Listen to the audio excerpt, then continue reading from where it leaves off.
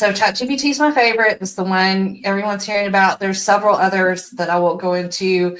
ChatGPT has really set the standard so far. It's kind of like, though, if you grew up in the .coms when everyone was producing a website, there was 15 different pet stores and, pets.com or whatever, one out. So that's kind of what we're in, is this area that everyone's trying to develop the technology. You're going to hear a lot. I get an email of 5 new AI tools a day. Oh, yeah. It's just crazy.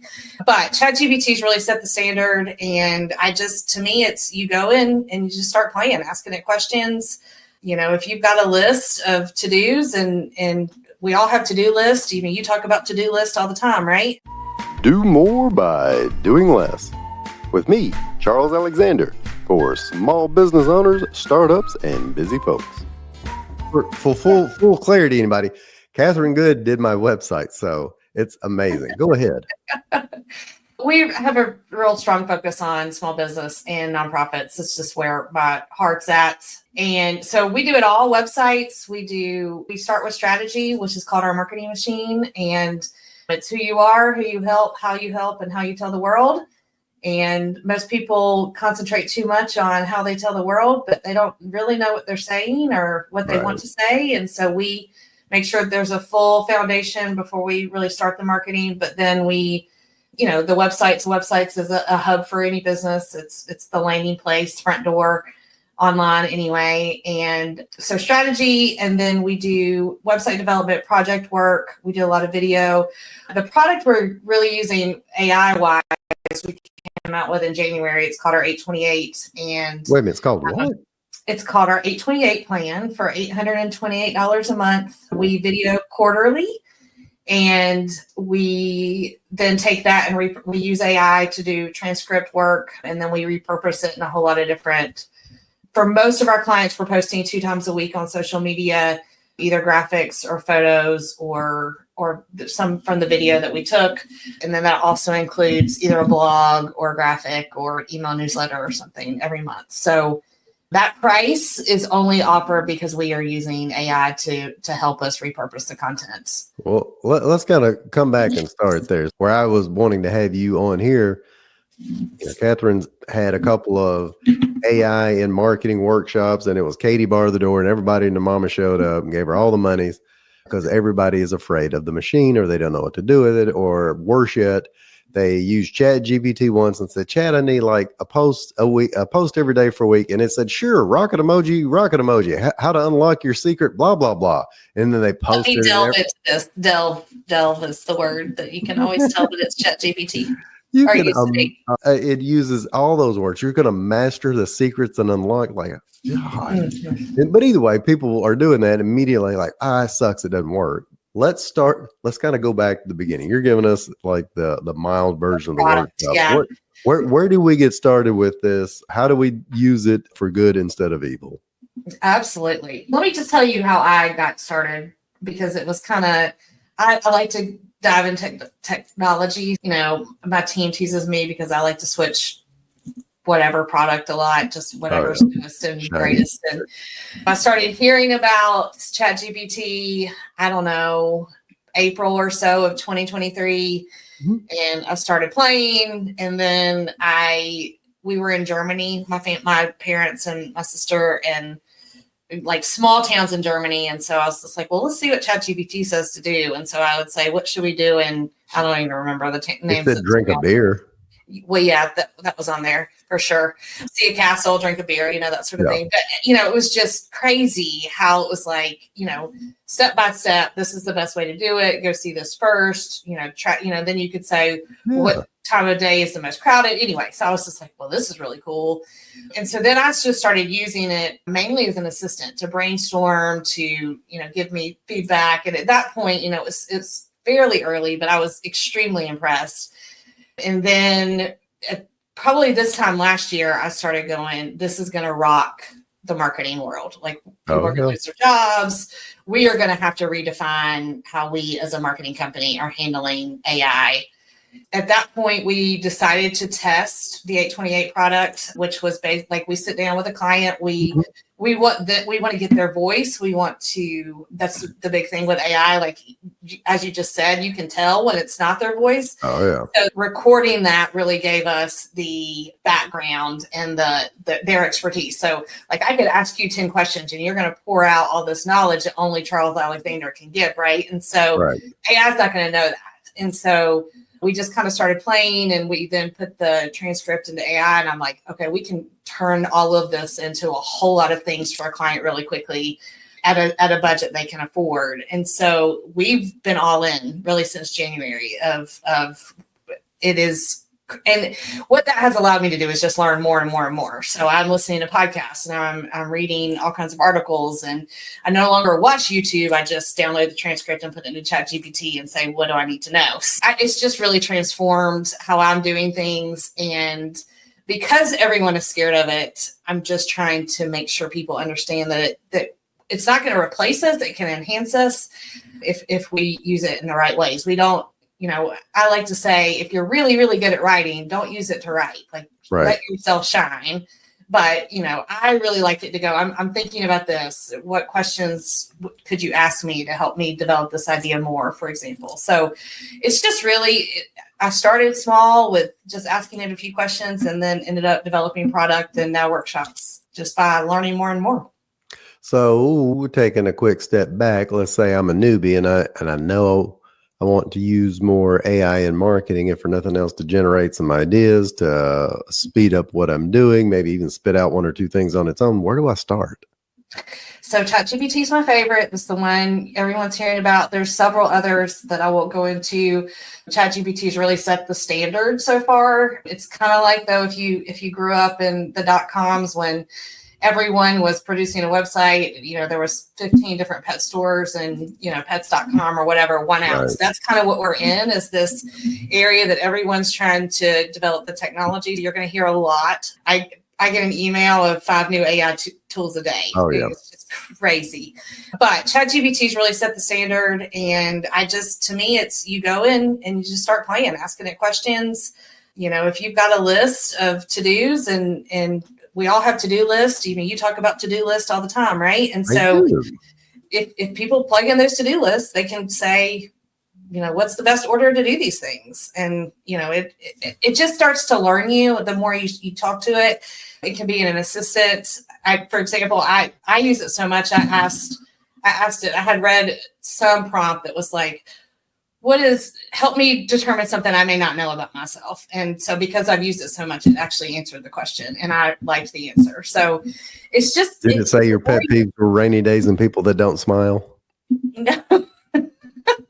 No, it was more positive and complimentary than that. One thing that stands out about you is your unique ability to combine strategy with empathy. It's not just that you're strategic or organized, you bring heart and purpose to everything you do. And then it goes on. I won't read it all, but okay, I probably wouldn't have said that statement. And so the more you use ChatGPT, the more it gets to know you and your voice. There are things that I do to help it know the client's voices more, but just the more you use it, the more it knows.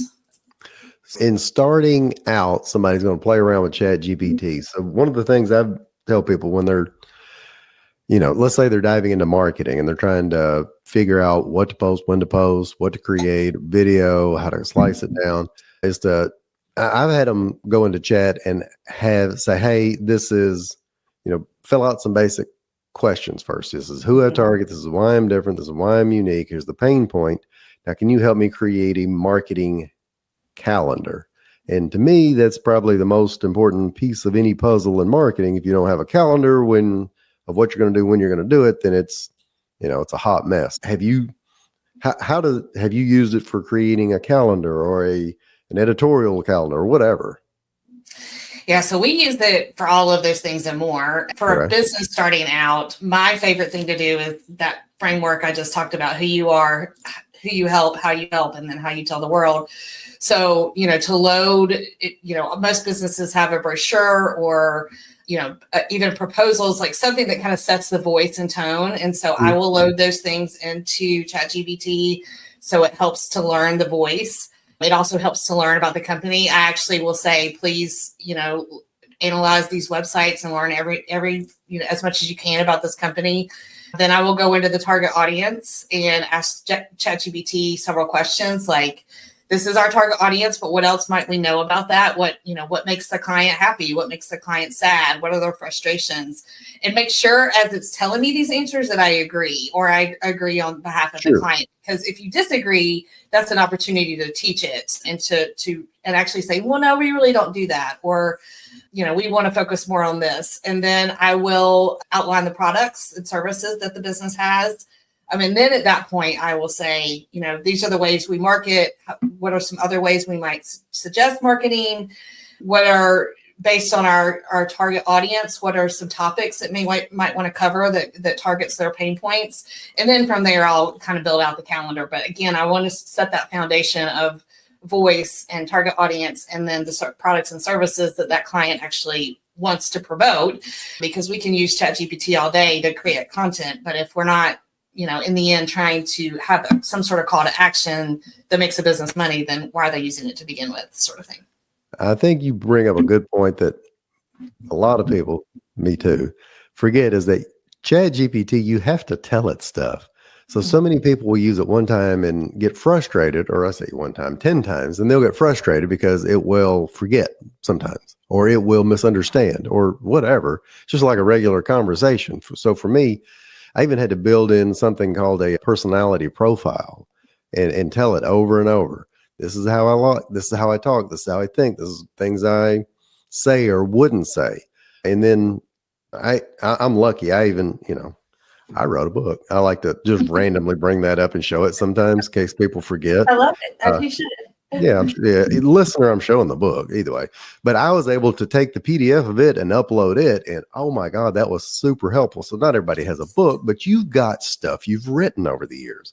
Cobble it together, upload it. You can upload it as a PDF or a Word doc, and it will start knowing the way you talk, the way you speak. And then if it gets it wrong, you can't just get frustrated. You have to say, no, chat. Be polite too. Say please and thank you, because one day the machines may take over. And you want to be on their good side, not the naughty list. Well, it is just hard for a Southern girl to not use manners. And when I just did, my kids make fun of me because when I text, it's like incomplete sentences and there's no, 3-letter words with no vowels in there and that sort of. There's punctuation, there's commas. There's punctuation. So yeah, all that translates into ChatGPT for me too. I do like to say it's an assistant. It's the best intern you could ever, most educated intern you could ever hire. But you would never tell an assistant or an intern, write this for me without giving a lot of background and then, asking questions and giving it feedback. And ChatGPT has a new feature called Canvas, not Canva. People get confused, but that you actually can type. A lot of times we will use ChatGPT and then take it to a Word document or a Google Doc. And now using Canvas, you can actually edit in the document. So instead of like, I'm really bad about taking it to Google Doc and then never kind of coming back and showing ChatGPT what it did wrong or the way I'm fixing it. And so now with Canvas, you can actually fix it there. And so it's giving it more opportunity to learn. So let's go back. So first we, follow, and you gave a great framework for it of identifying who the customer is and my story and their pain points. So once we kind of have ChatGPT, know who we want to work with. So for me, I have group coaching programs on helping, overworked entrepreneurs, work less and, have 4-day work week and time freedom.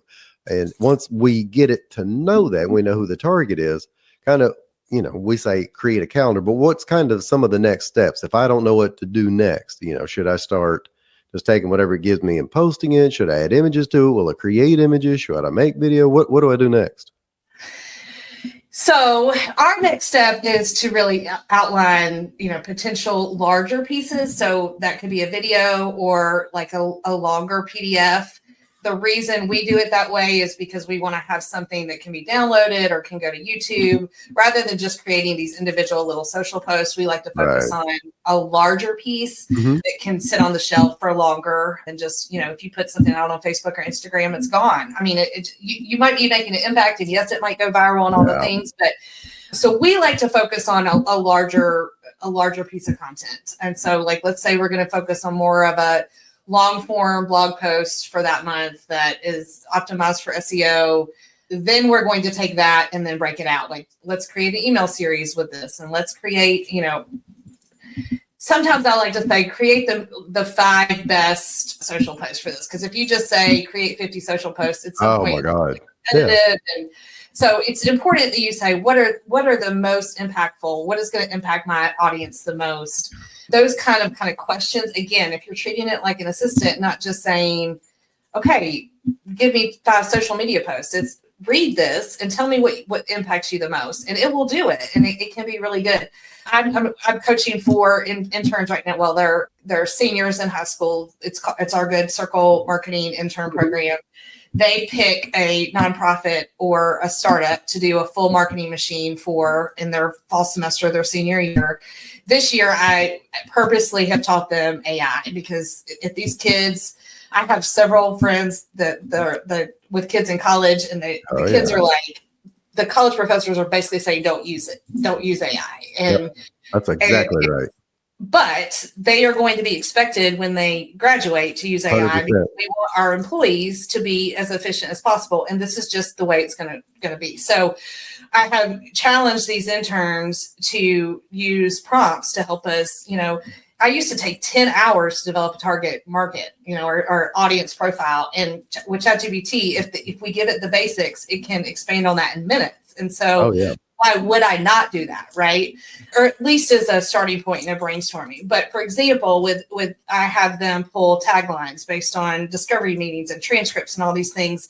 I have the interns, ask ChatGPT to give it 5 potential taglines. Well, they're all the same prompt. They're like the 2 words and then a comma and 2 words, right? Yep. And so you can say things like think out of the box or give me creative ideas. And so it's this conversation with an assistant. It's not just you take what it gives you and use it as expertise or as fact. You say, okay, this can be better. I don't like this. And you have those conversations, and then you end up getting things good. Or what's even better is what I like to tell the interns is you add to your own. Like, here's an example. It's a keyword that it's picked out as, you say good a lot. I mean, that's clearly my brand. And so I would want the word good in my tagline, but I don't want it just to say, I don't know, whatever, just to, be good or something. Like, I want more to it. And so I can use my expertise and my talent to add to what ChatGPT has given me.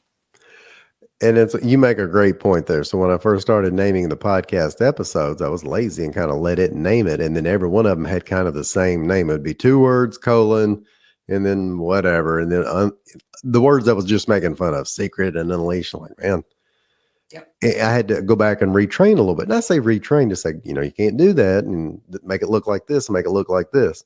So let's go a step back. And I love what you said and I love it because knock on wood, that's kind of what I've been trying to do is and what I teach my clients, take a long form piece of content. You can't keep just doing snippet, because it's just like you say, you post it once and it's gone forever. And then you didn't capture it. It's not, it's not in your Google Drive or wherever. You can't use it again. So for example, I say lazily, I do solo episodes, and I take that solo episode, get the transcript, pop it over into ChatGPT. I have kind of a template. I say, write a chapter for me. And it does. It's like 1,000-word chapter, and it's pretty good because it knows how I speak and it's rewritten it. So from there, that gives you several different social media posts. And then I have to be, smart enough to add an image to it. And then I take that video and pop it over into a tool called Descript, and Descript. Love smart Descript. enough. Oh, love it, dude. It removes the ums and the nos and the pauses, but better yet, now it creates really good clips. And all I have to do is say, make actionable advice ones, and it'll give me 5. 2 of them I don't like, 3 of them not too bad. Either way. So my point being, doing what you said, what are you advising? So, and I say you're advising, you're doing it. So would you advise anybody listening, watching, even if they don't have a podcast, and even if they're terrified of YouTube or whatever, just would you tell them to, hey, grab a camera, grab a good mic, grab a little light, and get a topic that you're comfortable speaking on? Even use ChatGPT to help you set up what you're going to say, and then start recording long form content and then breaking it out? Or what else would you say? We do either video or blog, mainly because there's just a lot of people still not comfortable with video. And, we want them to be comfortable with video. It's the easiest way. Expertise just kind of comes out when we're talking. Whereas when we write, we start to challenge ourselves. Correct. But yes, our preference is video. That's what we do with our clients. Like I said, we film them for like 2 hours straight of just them pouring out their knowledge. I also like Opus clips. If you haven't tried it, love Opus.pro. Yeah. And then, we're going to break that up, and you can just talk to it now, right? Like you can just pull up. I mean, if you're in a car and you have a great idea, like pull it up and tell ChatGPT, and then it'll expand on that idea without you even asking. I mean, it's crazy. It's just like you can almost clone yourself in some ways, but having this, hey, Katherine, what do you think about this? Not that I call ChatGPT Katherine, but it can be a sounding board really, really easy. And so, I definitely recommend the getting on camera and then breaking that up into clips. Image wise, all of this gets better day by day. I mean, every day I get an email that, this has been improved. You can now do this. I still want our brands to be authentic. And, most of the time with images and graphics, it's best if you're doing them and not AI, just because I often say, you can tell when someone is over reliant on Canva, like all of the graphics start to look alike. And we have taken social media that was all photos, and now, like especially on Facebook and even Instagram, there's a lot of graphics now. And the unfortunate part is they all look alike. Because you can spot one a mile away now. Templates, right? And so that's my concern. If we don't build in our voice, if we don't work with ChatGPT to really let it get to know our brands, then we're just headed that same direction with all of our content. It's gonna use words that we don't use, and it's gonna be in all the same format. So it's a really important tool, but you still have to have your brand and your voice in it, or otherwise we're all gonna sound alike, and it's not marketing anymore. It's noise. And that's one of the reasons I think I like video so much. And I know not everybody is comfortable with it, and they create 24 excuses why they never want to be on camera, which I get. But out of all the AI, nobody's copying Charles Alexander's face. And I don't know, in theory they could, but they don't have a desire to. They don't need that. They got their own thing. But that is also when you speak about whatever topic it is that you speak about. That's why I tell folks use a lot of personal stories. If you have somebody get up and talk about Disney, they're going to tell, there's a ton of Disney experts, right? And they'll stand up and tell the same 17 Disney stories, about how Bambi was created and Walt had this great idea.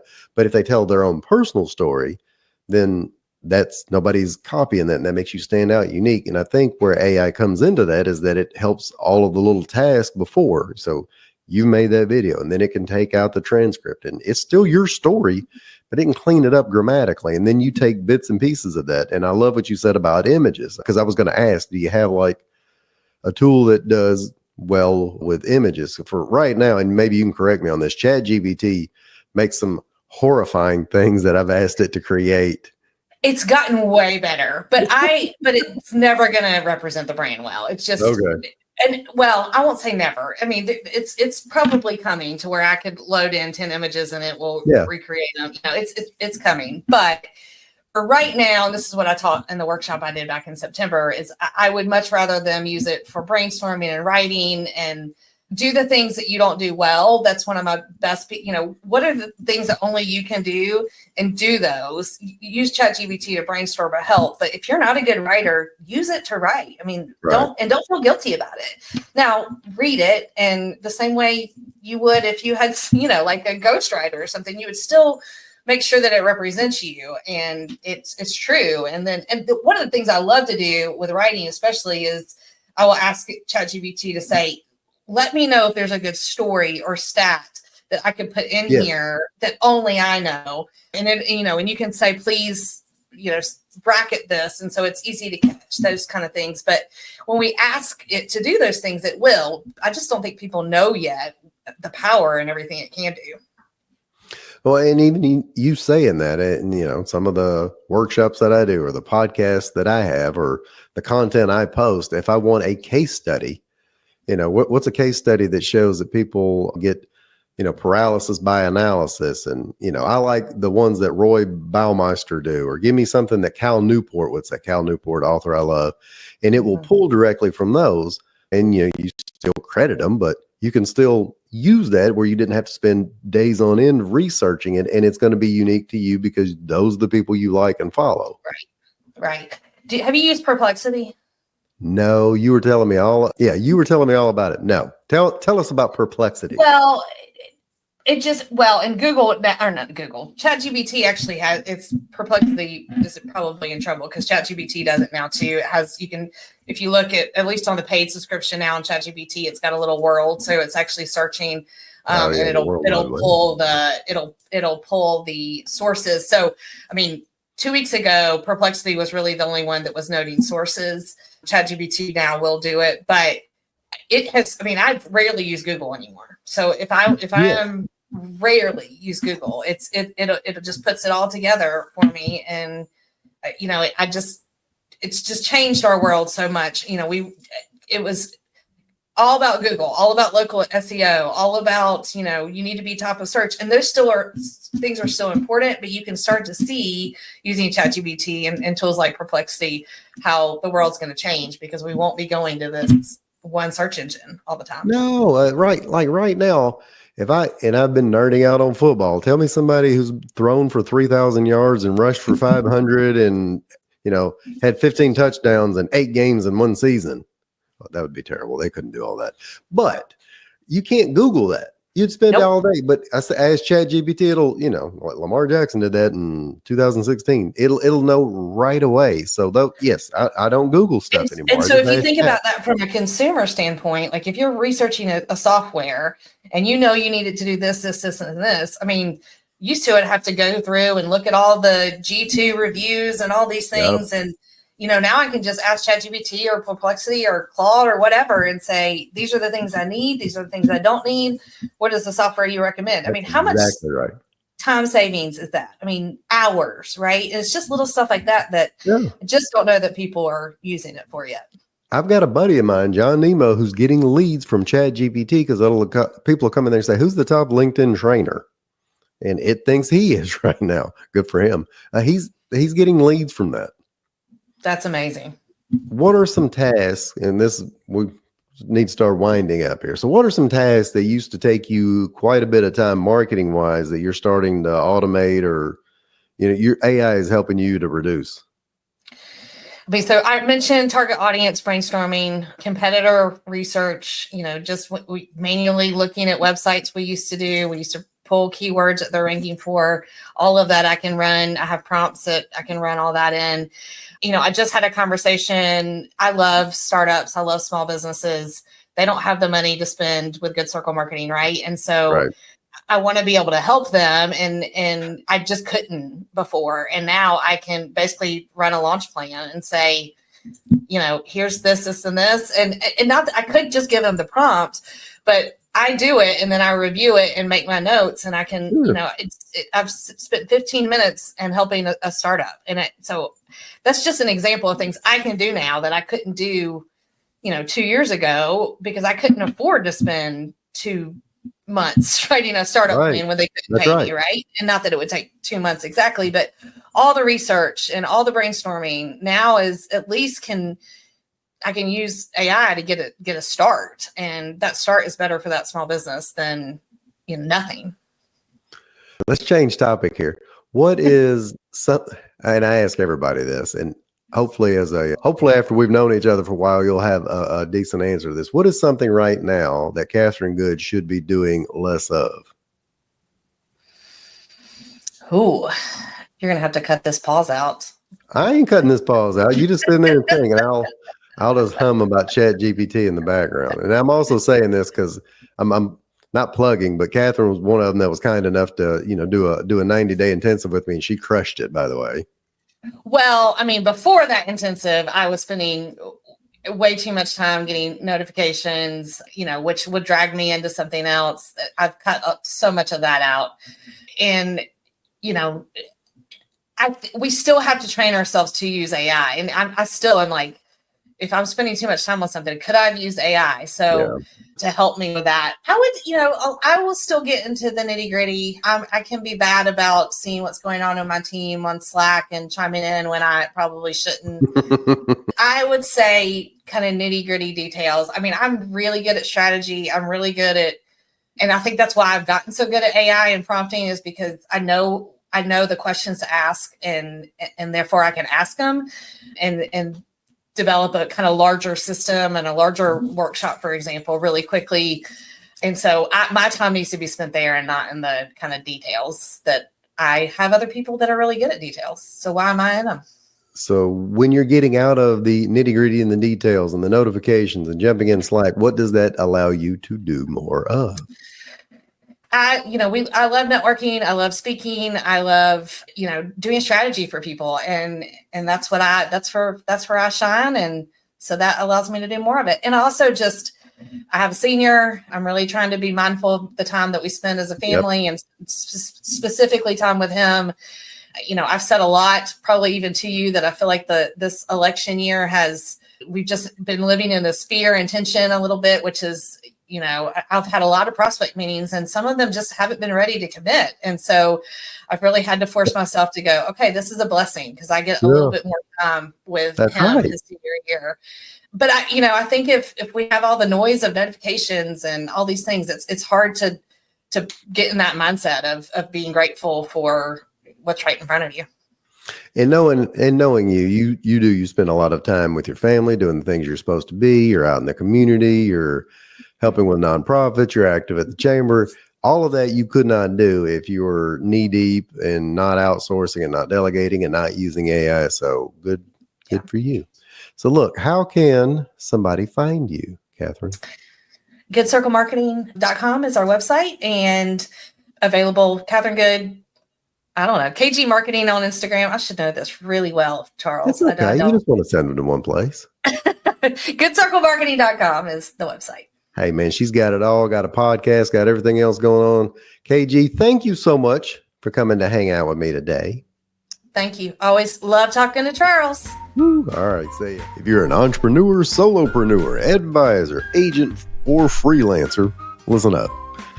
You'd rather do what you love, spend more time with family, friends, traveling, exercise, sleep. Have the time to do what you want instead of putting out fires, fighting never-ending to-do lists, checking email at 9 p.m., then go to yourcharlesalexander.com. I've created the toolkit you need with all the bells and whistles to help you streamline your workflow without sacrificing your income.